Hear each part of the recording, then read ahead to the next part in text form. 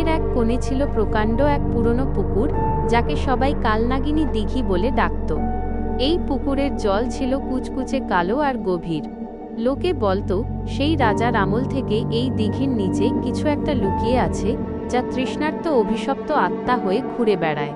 সেই ভরদুপুরেও দিঘির পাড়ে কেউ একা যেতে সাহস করত না, কারণ গ্রামের মুরব্বীরা বলতো পুকুরের মাঝখানে হঠাৎ একজোড়া লাল চোখ ভেসে ওঠে। হরিপদ ছিল একরোখা জেলে। সে কোনো ভূতের কথা বিশ্বাস করত না। এক বর্ষার রাতে যখন পুরো গ্রাম ঘুমে আচ্ছন্ন, তখন হরিপদ তার জাল নিয়ে চুপি চুপি রওনা দিল সেই অভিশপ্ত পুকুরের দিকে। সে ভেবেছিল ওখানে বড় বড় মাছ ধরা পড়বে, যা বাজারে বিক্রি করে সে অনেক টাকা পাবে।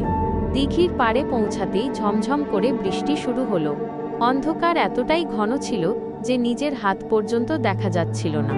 হরিপদ জালটা যেই না জলে ছুড়ল, অমনি অনুভব করল জালের ওপাশে প্রচণ্ড টান। সে ভাবল নির্ঘাত বিশাল কোনো মাছ ফেসেছে, কিন্তু জাল টেনে উপরে তুলতেই তার রক্ত হিম হয়ে গেল।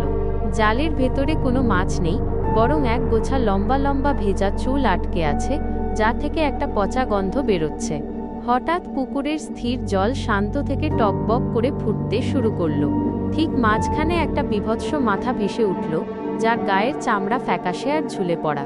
সেই অশরীরী মূর্তির বড় বড় হাতের নখগুলো হরিপদর নৌকার ধার খামচে ধরল।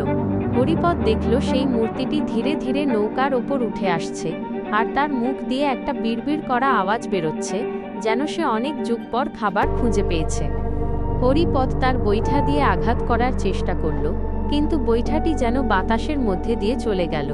সেই মূর্তিটির অট্টহাসিতে পুকুরের জল চারিদিকে ছিটকে পড়তে লাগল। হরিপদ যখন মরার মতন কাঁপছিল, তখন দেখল পুকুর থেকে আরও অনেকগুলো কঙ্কালসার হাত তার দিকে এগিয়ে আসছে। সে কোনো মতে জাল ফেলে দিয়ে পুকুর পাড়ে লাফ দিয়ে পড়ল এবং মরণপণে দৌড়াতে শুরু করল। পেছনে ফিরে তাকানোর সাহস তার ছিল না, তবে সে অনুভব করছিল ভেজা পায়ের ছাপ তার পিছু পিছু আসছে।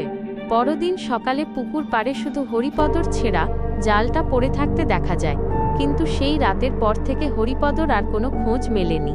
আজও বর্ষার রাতে কালনাগিনী দিঘির পাড় দিয়ে হাঁটলে দূর থেকে ছপ ছপ করে জলে কারো সাঁতার কাটার শব্দ শোনা যায়।